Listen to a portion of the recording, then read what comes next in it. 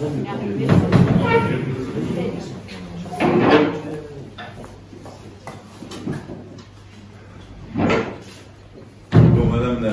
la vice-présidente, bienvenue chez vous. Bienvenue à Vias, la région Occitanie est partout chez elle, et donc à Vias à fortiori.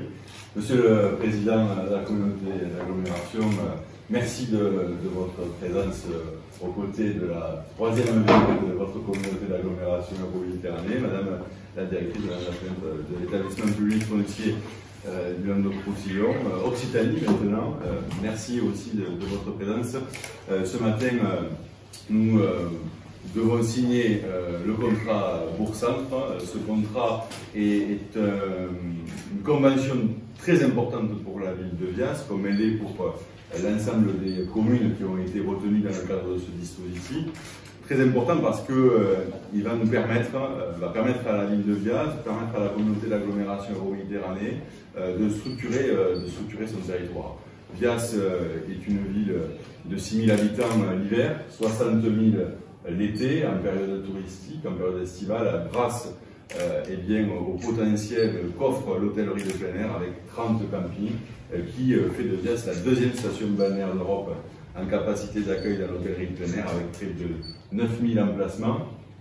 Vias a une force touristique, elle est à côté, elle est voisine de la ville d'Agde, du Cap d'Agde qui est un fleuron national puisque c'est la première destination touristique de France, le Cap d'Agde, et donc nous sommes à côté du moteur, de la locomotive de cette communauté d'agglomération Euro-Méditerranée, locomotive qui a accentué ses efforts ces dernières années, notamment avec la rénovation de l'entrée du Cap d'Agde. Nous sommes vraiment main dans la main avec la ville d'Agde, nous sommes des partenaires et nous essayons de suivre l'élan qui est donné par la ville-centre de cette communauté d'agglomération Euro-Méditerranée. Et le contrat Bourg-Centre doit nous donner les moyens, les moyens finalement de nos ambitions, de réaliser nos ambitions. Plusieurs axes de travail dans ce contrat Bourg-Centre. Tout d'abord, l'amélioration du cadre de vie de nos habitants.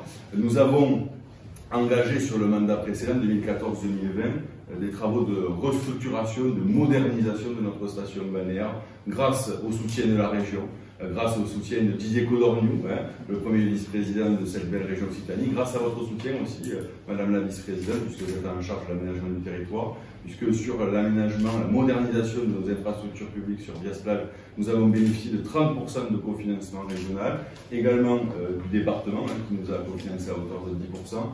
Le contrat Bourg-Centre va venir aussi nous permettre d'améliorer, de renforcer encore une fois ces équipements publics.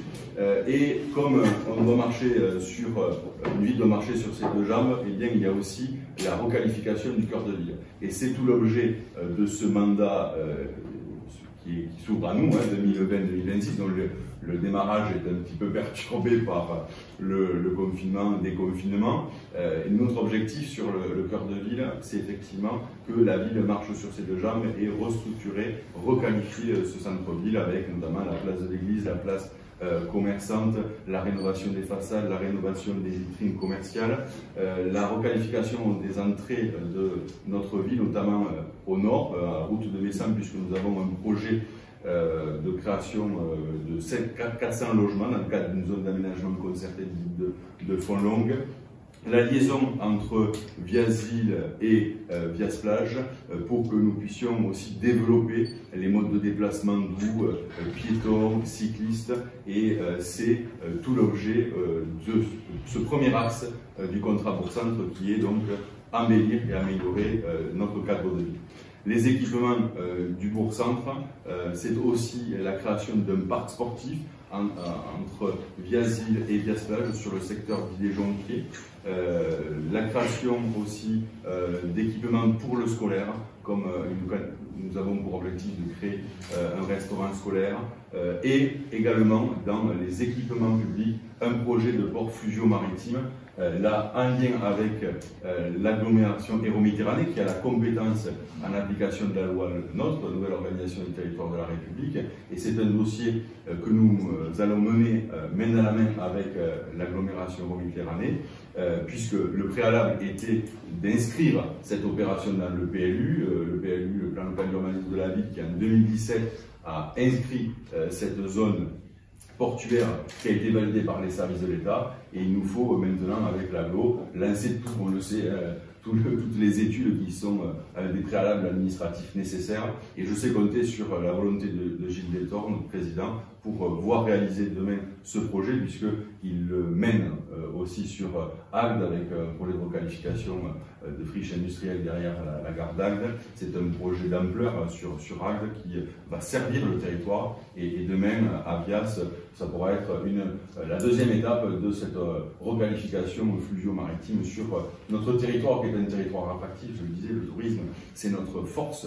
C'est le tourisme dans le département de l'Hérault. Le département de l'Hérault est le 4e département français en termes d'attractivité touristique, et le tourisme représente 15% du PIB régional. C'est dire cette force que représente le tourisme, et que demain les infrastructures fluvio-maritimes, portuaires apporteront pour notre territoire en termes de retombées économiques, mais aussi en termes d'emploi, puisqu'il faut quand même aussi que ça guide, l'emploi guide nos politiques publiques. Donc ça, c'est le deuxième axe, renforcer les équipements du bourg-centre. Le troisième axe stratégique, c'est accueillir de nouvelles populations. Accueillir de nouvelles populations, donc je l'ai dit, sur des nouveaux quartiers, mais aussi sur de la reconquête urbaine, reconstruire la ville sur la ville, et c'est là tout l'attrait d'avoir l'EPF aussi à nos côtés, qui est donc assure le portage foncier pour les collectivités territoriales, et Dieu sait qu'on a de la chance qu'il soit là, à nos côtés, sur la reconquête des dents creuses. On est dans des communes soumises à la loi littorale, donc l'urbanisation des dents creuses aussi permet de limiter la consommation foncière, l'étalement urbain, et donc la reconquête des dents creuses est un enjeu majeur pour la ville de Bias. Dans le cadre de la modification du PLU, nous avons identifié plusieurs hectares justement pour urbaniser ces dents creuses et apporter des solutions en termes de logement, notamment en termes de logement social, puisque le président en sait aussi quelque chose, puisque nous sommes sur des territoires contraints. Malgré tous les efforts que font nos collectivités respectives, ce n'est jamais assez.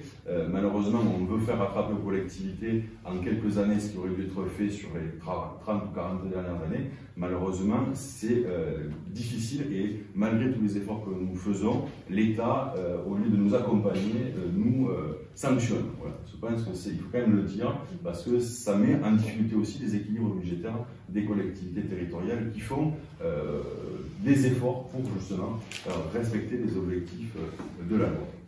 Enfin, quatrième axe stratégique, le développement économique. Ça, c'est une compétence aussi qui est menée par l'agglomération Hérault-Méditerranée, notamment sur le développement de la ZAE, la source, en direction de Béziers. Nous avons un potentiel foncier pour accueillir de nouvelles entreprises, également créatrices d'emplois, et la poursuite de la requalification de la station balnéaire qui date des années 90, que nous avons, cette requalification que nous avons engagée avec le plan littoral 21, et aujourd'hui le contrat bourg-centre va venir nous accompagner sur la poursuite de ces travaux, notamment sur les axes secondaires, sur la création aussi d'un écoquartier, puisque sur Bias, nous allons sur un secteur de presque 5 hectares faire un écoquartier dans l'esprit de ce qui a été fait sur le Grau du Roi par mon ami Robert Coste, que tu connais, Florence. Donc nous avons cette ambition de créer presque 150 logements dans un écoquartier sur Bias-Plage, qui sera aussi la vitrine du tourisme vert que nous voulons pour nos concitoyens nationaux et également nos concitoyens européens. Et puis, l'aménagement durable de l'espace, j'en ai parlé, donc dernier volet avec l'EPF, sur lequel, notamment sur la côte ouest de Bias, où nous avons des enjeux majeurs enjeu majeur, celui de l'érosion du trait de côte, reconstitution de la plage, reconstitution de dunes qui sont des espaces de faune et de flore, pas forcément que pour l'accueil des touristes, qui est la vitrine touristique, mais aussi pour la reconstitution des corridors écologiques, la recomposition territoriale. Quand on recule le trait de côte, on le reconstitue, il faut recomposer les espaces avec 13 campings. Alors là, aujourd'hui, on est confronté à des problématiques juridiques, puisqu'il faut que le droit permette cette recomposition territoriale. Aujourd'hui, à droit constant, ce n'est pas possible, et c'est tout l'enjeu des prochains mois, des prochaines années, avec, j'espère, un Parlement qui nous donnera les outils juridiques pour faire cette recomposition territoriale. Je sais que la DGALN, au niveau national à Paris, travaille en ce sens. Des propositions législatives seront faites normalement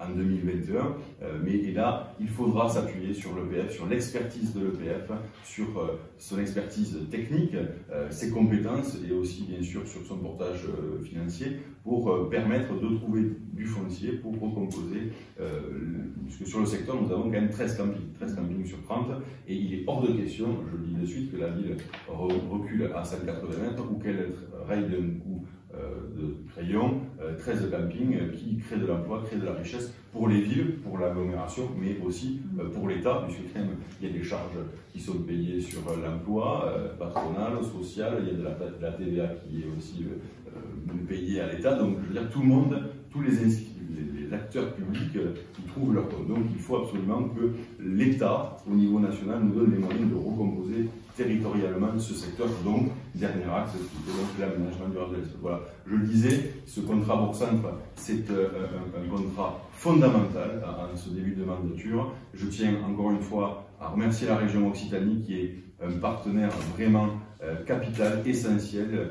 Vous l'avez été sur le dernier mandat, 2014-2020. Vous l'êtes encore une fois aujourd'hui, et je sais que ce partenariat s'inscrit dans le temps. Je tiens à vous remercier, Madame la vice-présidente, et à travers vous, Carole Delga, la présidente de région, ainsi que tout l'exécutif régional qui œuvre auprès des collectivités territoriales. Je tiens aussi à remercier l'ensemble des services derrière de la région qui travaillent justement à l'élaboration de ces dispositifs de soutien aux collectivités, parce que c'est vrai que si nous n'avions pas la région et le département, on serait un peu seul, Monsieur le Président de l'agglomération. Donc voilà, merci à la région encore une fois de tout son travail qu'elle fait pour les collectivités territoriales. Merci à l'EPF et bien sûr merci à l'agglomération Euroméditerranée, à son président Gilles Détor, ainsi que l'ensemble de l'exécutif de l'agglomération pour leur soutien à la ville de Bias. Voilà ce que je voulais vous dire. Je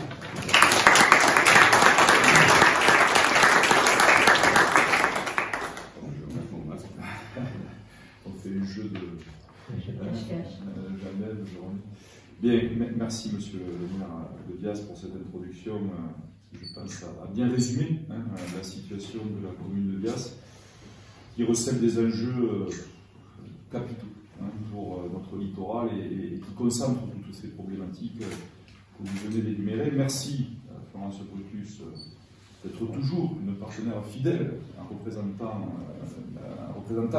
de la présidence de la région, Carole Delga, mais je crois que c'est le troisième contrat que nous allons signer aujourd'hui sur les 5 possibles sur le territoire de l'agglomération, qui, je vous le rappelle, comporte 20 communes, dont 5 sont éligibles. Pessan et Pézenas, voilà, ont déjà été signés. Bias, c'est le troisième contrat qui doit l'être. Merci à Madame Lafenêtre également, directrice de l'EPF, qui mène, on le sait, aux côtés des communes, une politique foncière. Monsieur le maire Bias, moi je voulais rebondir sur les axes, bien sûr l'agglomération. Quel est le rôle de l'agglomération dans ces contrats Bourg-Centre? C'est tout simplement d'amplifier, de donner aussi un caractère harmonieux dans un territoire et faire en sorte que ces 5 contrats Bourg-Centre, l'agglomération soit un peu le réceptacle à travers la région. On comprend bien, la région s'adresse d'abord aux EPCI, et ensuite les EPCI donc permettent de mener ces politiques au plus près des citoyens, parce que c'est bien ça. Je laisserai bien sûr à France Brutus le soin d'expliquer le bien fondé de ces politiques, mais c'est bien d'être au plus près et en proximité avec les attentes des élus qui représentent la population et qui de mieux que les maires pour les représenter. Alors, c'est vrai que, vous l'avez dit, les problématiques de cœur de ville, elles nous concernent tous. Le cœur de ville les Dagues, la DRU vient d'être signée avec l'État, j'espère très prochainement avec la région, qui justement doit nous permettre d'investir dans le centre des Dagues. Vias connaît aussi des problèmes dans son cœur de ville, avec les évolutions sociétales qui ont fait que les gens sont plus partis sur le littoral, les difficultés que connaissent nos commerçants, et en ce moment, Dieu sait qu'elles sont amplifiées par cette crise du Covid, qui ne va pas arranger les choses. Et donc, ce n'est pas le moment d'abandonner justement ces politiques de cœur de ville. Au contraire, c'est de les renforcer. Et monsieur le maire, je pense que vous avez mis le doigt, parfois là où ça fait mal, mais c'est là où ça fait mal qu'il faut aller justement et renforcer notre action. Et puis, vous avez parlé des problèmes de littoral. Alors, c'est vrai que nos richesses se sont concentrées sur le littoral, et pour cause, nous avons, on le sait, un attrait touristique fort, et Vias fait partie de cette panoplie, et vous l'avez très bien décrit, justement de cette attractivité littorale sur cette agglomération qui va de Port-Tirane au village naturiste, côté Marseille-en-Plage jusqu'à Agde. Et en effet, on a ici une concentration des problèmes. Pourquoi? Parce qu'on a une érosion du trait de côte, qui est due, on le sait, au réchauffement climatique, et sur lequel l'aglo travaille d'arrache-pied avec, bien sûr, nos partenaires naturels.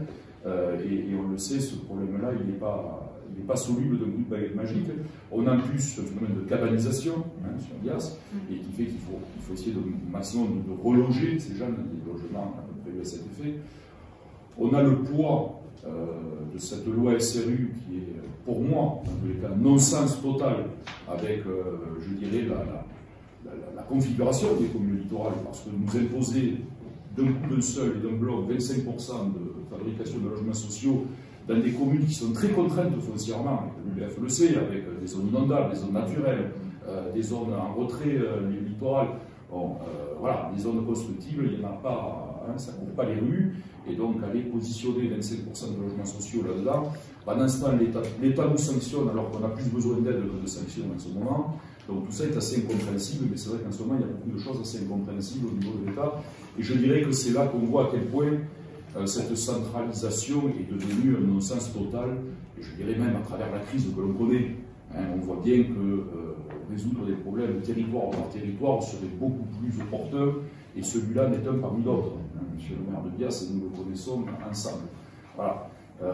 C'est malheureux, mais c'est comme ça, et j'espère que tout ça, à la faveur de cette crise, au moins évoluera dans le bon sens, c'est-à-dire la décentralisation, une véritable décentralisation, et qui soit véritablement dans le sens de l'histoire. Alors, je terminerai sur le fait qu'on a des projets innovants en matière touristique. Vous avez parlé de ce port, alors on va dire fluvio-maritime, que vous voulez mettre en œuvre. Et on a, c'est vrai, l'idée de l'habitat flottant à travers ça. Alors pourquoi on a cette idée? C'est pas parce qu'on est des hurluberlus et ça nous est sorti de l'esprit. C'est tout simplement arriver à faire un habitat qui soit résilient au milieu contraignant dans lequel nous vivons. Qui est tout simplement la montée des eaux, qui est tout simplement... Voilà. Donc aujourd'hui, il y a les Hollandais, il y a les Danois qui réalisent l'habitat flottant. Pourquoi les Français, on n'arriverait pas à faire de l'habitat flottant? Voilà. J'espère qu'on trouvera dans ce niveau de l'État français, j'y reviens un petit peu, mais cet esprit innovant, il nous manque de temps. Et je le dis parce qu'on l'a eu tellement, cet esprit innovant. Souvenons-nous des grands commis de l'État envoyés par le général de Gaulle dans les années 60, qui ont quand même créé le plus grand chantier balnéaire du monde entier, c'est-à-dire les 7 stations balnéaires sur l'ex-Languedoc-Roussillon. Qu'auraient-ils fait aujourd'hui ces pauvres gens? Qu'auraient-ils pu faire aujourd'hui? Pas grand-chose. Donc j'espère qu'on retrouvera cet esprit innovant, et à travers cet esprit innovant, on en a nous des idées innovantes. Et ces ports, ces nouvelles infrastructures actuelles que l'on veut faire, elles doivent s'accompagner d'innovation, à la fois énergétique, avec la transition énergétique. Je sais que là-dessus aujourd'hui, les ingénieurs ont des idées, la France a des idées, mais on a toujours du mal à les mettre en œuvre parce qu'il y a toujours ces réglementations qui se télescopent les unes aux autres. Voilà. Et donc aujourd'hui, je dirais, Madame la vice-présidente, à travers la signature de ce contrat remboursable, voilà, il y a beaucoup de volonté, il y a beaucoup d'idées. Est-ce qu'on arrivera à toutes les mener au bout? Dieu seul le sait. Quoi qu'il en soit, nous, on a la volonté de les mener au bout. Voilà. Et on a surtout été élus pour ça. Et je terminerai par là, parce que c'est vrai que heureusement, aujourd'hui, nous avons le département et la région qui nous aident fortement. Alors l'État peut nous aider aussi sur des dossiers comme l'un ou d'autres, mais on aimerait vraiment que l'État aussi soit innovant avec nous. Hein. Et c'est ce qui nous manque aujourd'hui dans ce pays, parce que à travers des contrats comme cela, il y a aussi le suffrage universel derrière. Ne l'oublions pas. Hein. Il y a nos compatriotes qui nous attendent au rendez-vous. Et c'est normal qu'ils nous attendent, puisqu'ils ont eu sur des programmes que nous avons mis. Hein, c'est ça la démocratie. Hein. J'aime bien toujours revenir au fondement de la démocratie, mais nous avons mis des programmes finalement à être jugés par les citoyens. Ils ont fait un choix, et ce choix, j'espère qu'on pourra le respecter. Voilà. Et c'est à travers ces choix que nous votons aussi, et que nous signons aujourd'hui ces contrats-là, parce qu'ils respirent justement cette démocratie, ils respirent aussi cet échange qu'on peut avoir avec les collectivités partenaires, hein, et faire donc correspondre, on va dire, toutes ces politiques-là, afin que derrière, eh bien, tout ce que vous avez dit, monsieur le maire de Bias, puisse se réaliser. Hein, c'est tout le bien que je souhaite aux diasporas, bien entendu, aujourd'hui, et vous pouvez bien sûr compter sur l'entier soutien de l'agglomération Hérault-Méditerranée pour le faire. Merci, monsieur Soléa.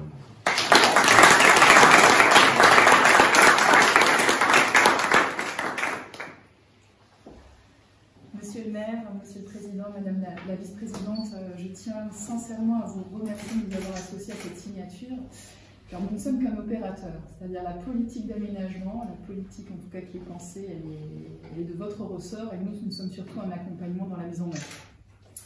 Et dans le cas présent, j'aimerais apporter un témoignage sur la politique qu'un bourg-centre menée par la région que nous accompagnons, parce que travaillant à l'échelle régionale, on peut vraiment voir dès maintenant une réelle dynamique, puisque nous accompagnons pas loin de 190 collectivités. Hein, vous avez un panel encore plus large, nous travaillons sur 190 collectivités, on doit à peu près avoir 280 000 d'engagements, et cette année on a fait 10 millions d'acquisitions, tout simplement parce que l'affichage bourg-centre fait que les investisseurs, que les dynamiques de projet sont vraiment en train de prendre. Donc on témoigne vraiment, nous en tant qu'acteurs très opérationnels, d'une dynamique qui a vraiment pris sur le territoire.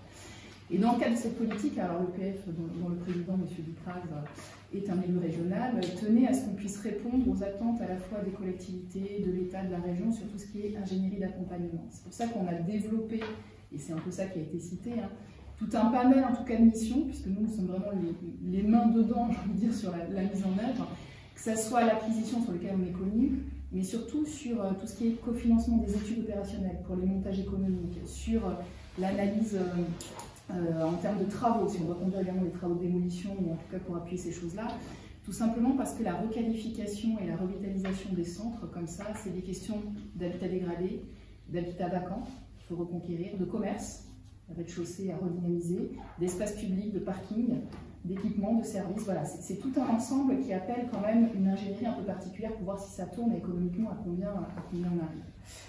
Donc j'avoue que sur le territoire de la communauté d'Aglo et sur Bias, pour nous c'est pas finalement le plus difficile en termes d'intervention, tout simplement parce que la feuille de route que vous avez tracée elle est fort claire. C'est quand même plus facile d'y aller quand en tout cas les rails sont en place. Et surtout, on a un partenariat de longue date, hein, historique. Là, je venais de refaire rapidement le bilan, mais en fait, on a quand même une quinzaine de conventions sur l'agglomération et c'est plus de 30 millions qui sont engagés en termes d'action foncière. On a cité Spesnas, mais on est sur pas mal de communes. Et alors, sur Bias, monsieur le maire, là, la feuille de route est encore plus claire et à vous tout seul, c'est 6 millions quand même sur lesquels on est mobilisé. Mais sur des projets qui sont vraiment, et je tiens à le dire, intellectuellement passionnants, parce qu'on est sur de l'expérimentation de l'innovation, sur la question du recul du trait de côte. C'est à la fois très concret et on est sur des choses très opérationnelles qui sont en cours et qui, moi, je suis sûre, marcheront et on y arrivera. Et sur la partie centre ancien, c'est pareil, c'est-à-dire que nos équipes ne se quittent plus, hein, c'est ce que je vois depuis quelques temps. Vous savez déjà quels sont les terrains, où est-ce qu'il faut aller. Voilà. Et donc, quand on a une politique qui est clairement définie, les questions des outils juridiques, de la maîtrise foncière, oui, ça reste toujours un sujet complexe, mais c'est quand même beaucoup plus facile d'avancer dans ce sens. Donc, moi, j'ai qu'une formule pour la fin, c'est que nous sommes à pied d'œuvre et nous vous accompagnerons du mieux que nous pouvons. Et en tout cas, c'est un très très beau projet que vous présentez là. Merci.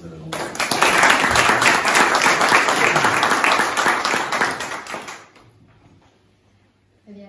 Donc, je tenais une nouvelle fois à m'excuser pour mon retard. Hein. Donc, problème technique sur la route. On s'est arrêté 4 fois. On nous disait que le véhicule avait crevé. Enfin bon, bref. Donc, c'est bien l'automatisme. Les automatismes, c'est compliqué. Apparemment, on a toujours nos 4 roues. Donc, voilà. Vraiment, je vous prie de m'excuser. C'est très rare. En général, on est très à l'heure. Donc, voilà. En tout cas, un grand plaisir d'être à vos côtés aujourd'hui, Monsieur le maire, cher Jordan, bien sûr, Monsieur le Président, cher Gilles, et Madame la Chef, que je n'avais pas vu depuis un petit moment, mais nos équipes se croisent régulièrement, en effet, pour la signature de ce contrat Bourg-Centre. Merci, bien sûr, aux différentes équipes de techniciens qui œuvrent, que ce soit à l'AGLO, la mairie en relation avec l'AGLO, et puis nos services à la région, et tous les autres services, parce que c'est un vrai travail qui est mené depuis fort longtemps. Alors, comme vous le savez, les bourgs-centres sont un sous-volet de notre politique contractuelle.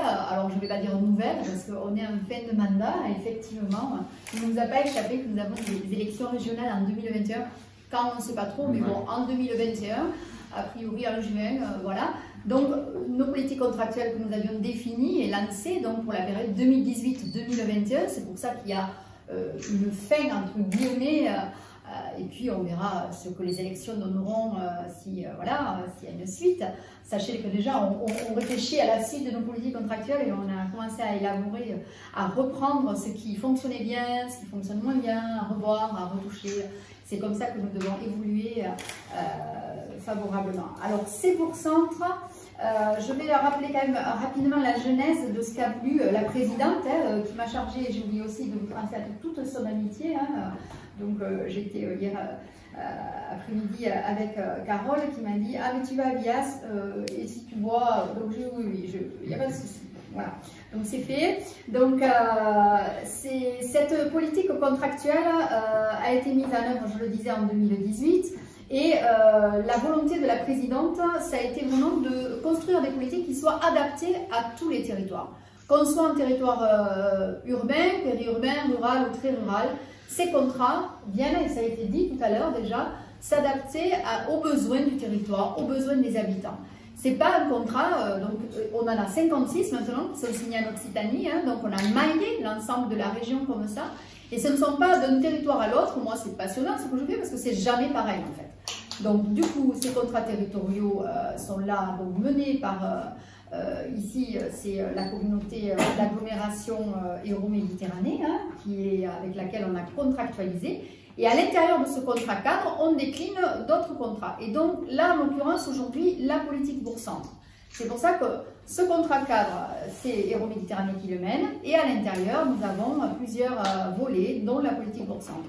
Et c'est la raison pour laquelle nous sommes réunis ce matin pour la signature de ce contrat, alors qui a été approuvé à l'institution régionale l'année dernière, on l'a voté en décembre 2019. On a déjà commencé à réfléchir, parce que vous avez effectivement fort bien agrémenté ce contrat avec 5 axes, je crois. Il est très très bien fourni, je suis d'accord avec vous, Madame la Directrice, pour avoir plusieurs.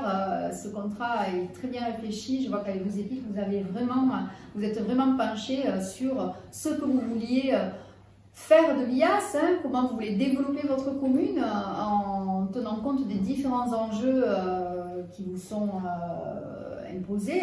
Donc voilà. Mais en tout cas, une vraie vision de développement à 3, 5, 10 ans. C'est ça, un bourg-centre.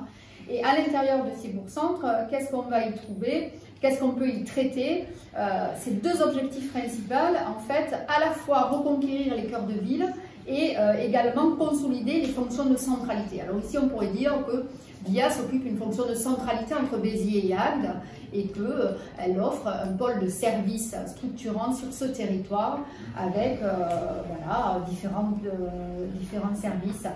Mais donc ces bourgs-centres sont là pour aider les maires et leur équipe donc à définir une feuille de route dans laquelle on va retrouver la question du commerce de proximité, la question du cadre de vie, de l'aménagement des espaces publics, de la question du logement bien sûr, prévoir des constructions neuves et comme ça a été dit aussi, réhabiliter, gérer toutes les problématiques des dents creuses dont on parle, mais aussi de la préservation de l'environnement. Enfin, c'est une question globale, des déplacements, des modes doux. C'est une vision globale dans laquelle on va retrouver beaucoup de choses.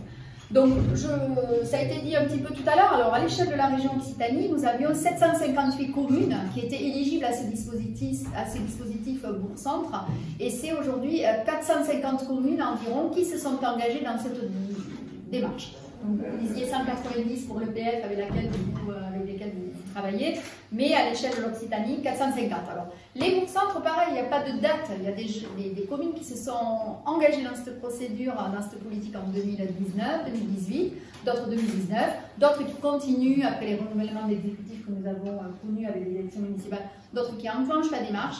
Il n'y a pas de date butoir, en sachant que c'est évolutif, qu'on peut penser à des projets au départ, les inclure dans son contrat et au final ne peut-être pas tout à fait les réaliser ou les changer, en rentrer d'autres. Donc c'est une politique qui est souple mais pour autant cadrée et encadrée.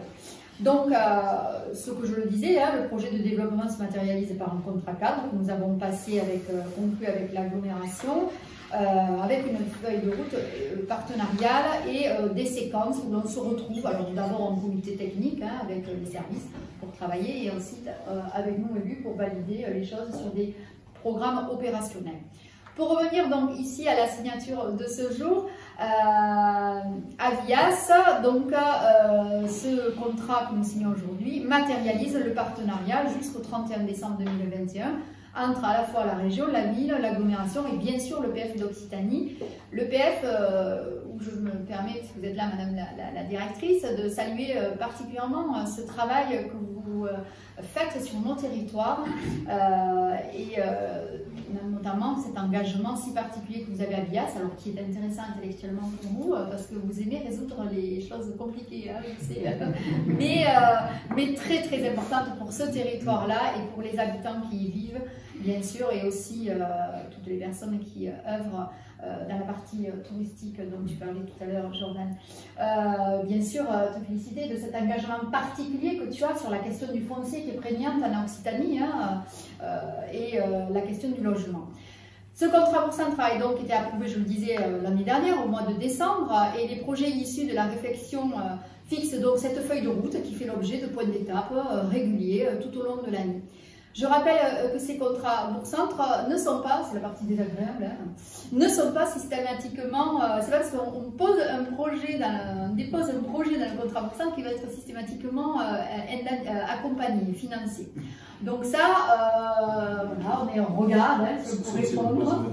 Voilà, on regarde si on peut répondre à nos dispositifs et ceux des partenaires, hein, parce que nous ne sommes pas les seuls financeurs, hein, puisque bon, l'aglo, le département peut intervenir, etc. On regarde, on instruit et ensuite, effectivement, on vote ces projets.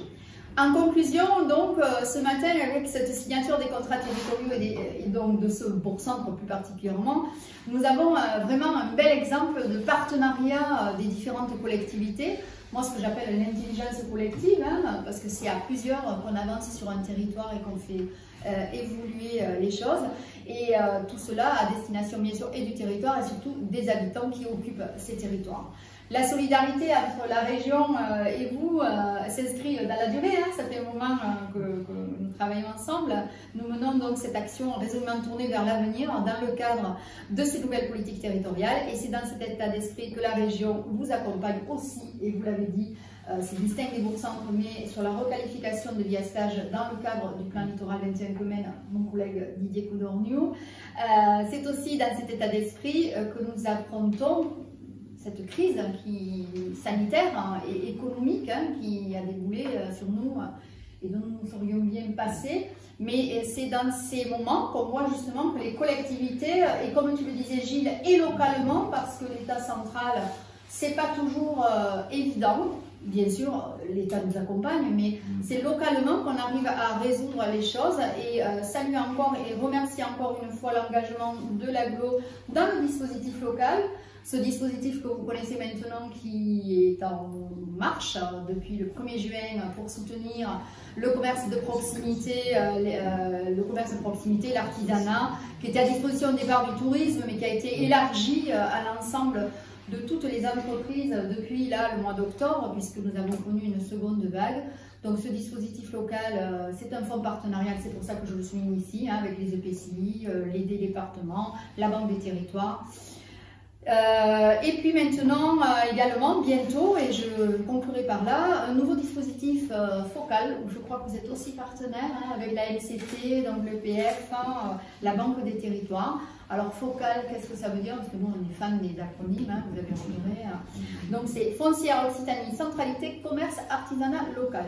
Donc c'est un nouvel outil, on le vote en décembre, il sera opérationnel en 2021 pour soutenir, maintenir et réanimer, c'est pas le mot qui convient, le commerce en centre-ville et l'artisanat. Donc on va pouvoir faire du portage foncier sur de l'acquisition, sur des travaux de boutiques qu'on voit des fois fermées, vous savez, nos commerces, au cœur de ville, et aussi retraités plus localement. Des fois on a du logement au-dessus de ces commerces, donc on est en train de constituer cet outil pour pouvoir mieux répondre, effectivement, compléter l'offre d'attractivité de nos territoires et avec le maintien du commerce et de l'artisanat en centre-ville pour les centralités. Voilà, donc ce que je souhaitais vous dire ce matin. Merci pour votre attention.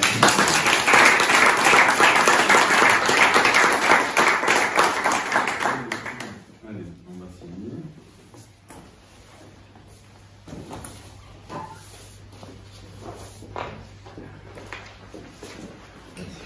S'il vous plaît.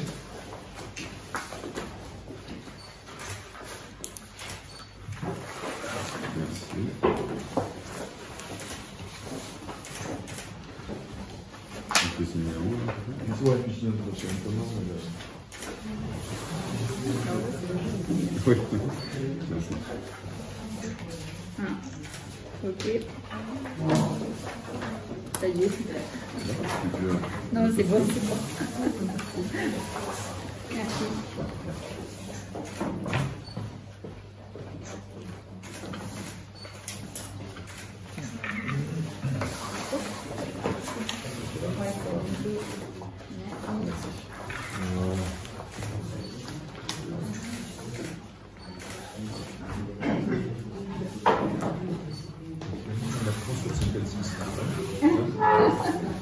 Oui, là je l'ai 3 sur. Non, non, pas 26, 450.